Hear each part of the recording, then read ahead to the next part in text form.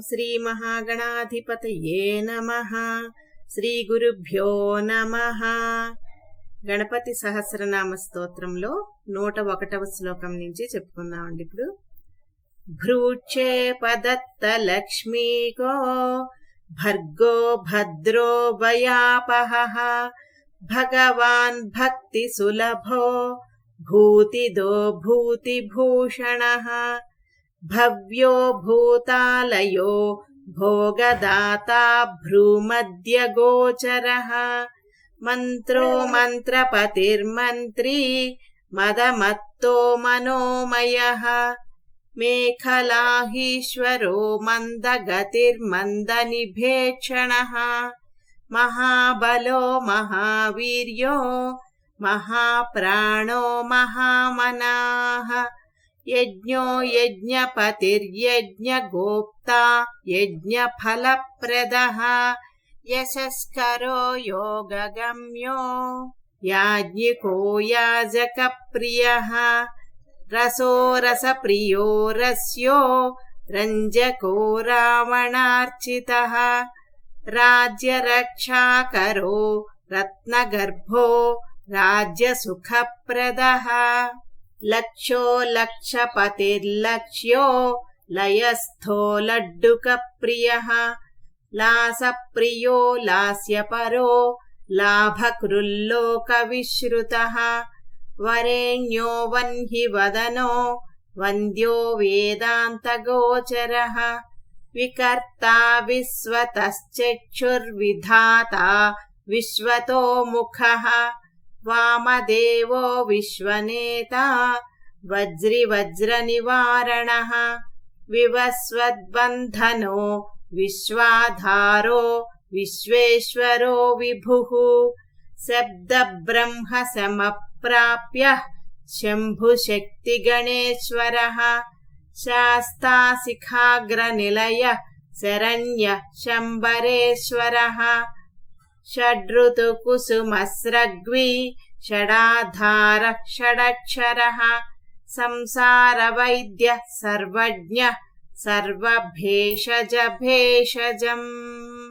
సృష్టిస్థితిలయ క్రీడ సురకుంజరభేదకః సింధూరితమహాకుంభ సదసద్భక్తిదాయకః సాక్షీ సముద్రమథన స్వయం వేద్య స్వదక్షిణః స్వతంత్రః సత్యసంకల్ప సామగానరతః సుఖీ హంసో హస్తి పిశాచీశో హవనం హవ్యకవ్యభుక్ హవ్యం హుత ప్రియో హృష్ణో హృల్లేఖా మంత్రమధ్యగః క్షేత్రాధిపః క్షమాభర్తా క్షమా క్షమపరాయణః క్షిప్రక్షేమకరః క్షేమానందః చోణీసురద్రుమః ధర్మప్రదో అర్థదః కామదాతా సౌభాగ్యవర్ధనః విద్యాప్రభో విభవదో భుక్తిముక్తిఫలప్రదః ఆభిరూప్యకరో వీరశ్రీపదో విజయప్రదః సర్వవశ్యకరో గర్భదోషః పుత్రపౌత్రదః మేధాదః కీర్తిదః శోకహారీ దౌర్భాగ్యనాశనః ప్రతివాదిముఖస్తంభో హృష్టచిత్తప్రసాదనః పరాభిచారశమనో దుఃఖః బంధమోక్షదః లవస్త్రుటిః కళాకాష్ఠా నిమేషస్తత్పరక్షణః ఘటీముహూర్తః ప్రహరో దివానక్తమహర్నిశం పక్షో మాసః త్వయనాబ్ధయుగం కల్పో మహాలయః రాశిస్తారాతిథిర్యోగో వారః కరణమంశకం లగ్నం హోరాకాలచక్రం మేరుః సప్తర్షయో ధ్రువః రాహుర్మందః కవిర్జీవో బుధో భౌమః శశీరవిః కాలః సృష్టిస్థితిర్విశ్వం स्थावरं जङ्गमं जगत् भूरापोऽग्निर्मरुद्व्योमाहङ्कृतिः प्रकृतिः पुमान् ब्रह्मा विष्णुः शिवो रुद्र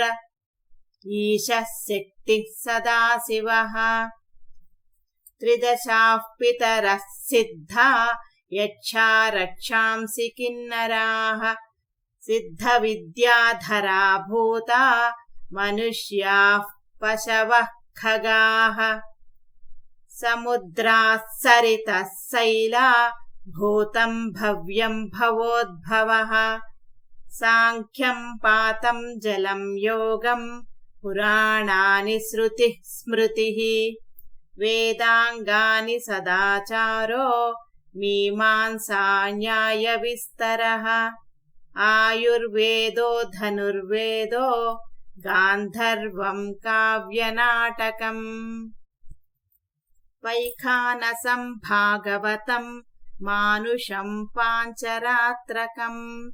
शैवं पाशुपतं कालामुखं भैरवशासनम् शाक्तं वैनायकं शौरं जैनमार्हतसंहिता सदसद्व्यक्तमव्यक्तं सचेतनमचेतनं बन्धो मोक्षः सुखं भोगो योगः सत्यमणुर्महान् स्वस्ति हुं फट् स्वधा स्वाहा श्रौषट् वौषट् वषण् नमः ज्ञानं विज्ञानमानन्दो बोधः संवित् समो समः एक एकाक्षराधार एकाक्षरपरायणः एकाग्रधीर एकवीर एकोनेकस्वरूपधृक् द्विरूपो द्विभुजो द्व्यक्षो द्विरदो द्विपरक्षकः द्वैमातुरो द्विवदनो द्वन्द्वहीनो द्वयातिगः त्रिधा मातृकरस्त्रेता त्रिवर्गफलदायकः त्रिगुणात्मा त्रिलोकादि त्रिशक्तिस्त्रिलोचनः चतुर्विधवचो वृत्तिपरिवृत्तिप्रवर्तकः चतुर्बाहुः चतुर्दन्तः चतुरात्मा चतुर्भुजः चतुर्विधोपायमयः चतुर्वर्णाश्रमाश्रयः चतुर्धिपूजनप्रीतः चतुर्धितिथिसम्भवः पञ्चाक्षरात्मा पञ्चात्मा पञ्चास्यः पञ्चकृत्तमः पञ्चाधारः पञ्चवर्णः पञ्चाक्षरपरायणः पञ्चतालः पञ्चकरः पञ्चप्रणवमातृकः पञ्चब्रह्ममयस्फूर्तिः पञ्चावरणवारितः पञ्चभक्षप्रियः पञ्चबाणः पञ्चशिखात्मकः षट्कोणपीठः षट्चक्रधामा षड्ग्रन्थिभेदकः षडङ्गध्वान्तविध्वंसी षडङ्गुलमहाहरदः षण्मुखः षण्मुखभ्राता षट्शक्तिपरिवारितः षड्वैरिवर्गविध्वंसी षडूर्मिभयभञ्जनः षट्तर्कदूरः षट्कर्मा षड्गुणः षड्रसाश्रयः सप्तपातालचरणः सप्तद्वीपोरुमण्डलः सप्तस्वर्णोकमुकुटः सप्तसप्तिवरप्रदः सप्ताङ्गराज्यसुखदः सप्तर्षिगणवन्दितः सप्तच्छन्दोनिधिः सप्तहोत्रः सप्तस्वराश्रयः सप्ताब्धिकेलिकासारः सप्तमातृनिषेवितः सप्तच्छन्दो मोदमदः सप्तच्छन्दो मखप्रभुः अष्टमूर्तिर्ध्येयमूर्तिः अष्टप्रकृतिकारणम्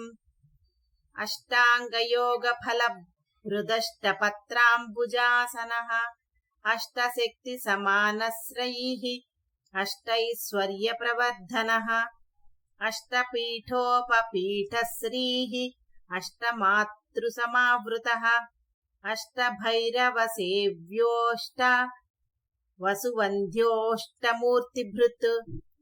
अष्टचक्रस्फुरन्मूर्तिः अष्टद्रव्यहविप्रियः अष्टश्रीः अष्टसामश्रीः अष्टैश्वर्यप्रदायकः नवनागासनाध्यासी नवनिध्यनुशासितः नवद्वारपुरावृत्तो नवद्वारनिकेतनः नवनाथमहानाथो नवनागविभूषितः नवनारायणस्तुल्यो नवदुर्गानिषेवितः नवरत्नविचित्राङ्गो नवशक्तिशिरोद्धृतः दशात्मको दशभुजो दशदिक्पतिवन्दितः दशाध्यायो दशप्राणो दशेन्द्रियनियामकः दशाक्षरमहामन्त्रो दशासाव्यापि विग्रहः एकादशमहारुद्रैः स्तुतश्चैकादशाक्षरः द्वादशद्विदशाक्षादिदोद्दण्डास्त्रनिकेतनः त्रयोदशभिधा भिन्नो विश्वे దేవాధిదైవతం. ఈ ఎపిసోడ్లో 101వ శ్లోకం నుంచి 150వ శ్లోకం వరకు చెప్పుకున్నామండి. మిగతా శ్లోకాలు మరి ఒక ఎపిసోడ్ ద్వారా తెలుసుకుందాము. జై గణేశ.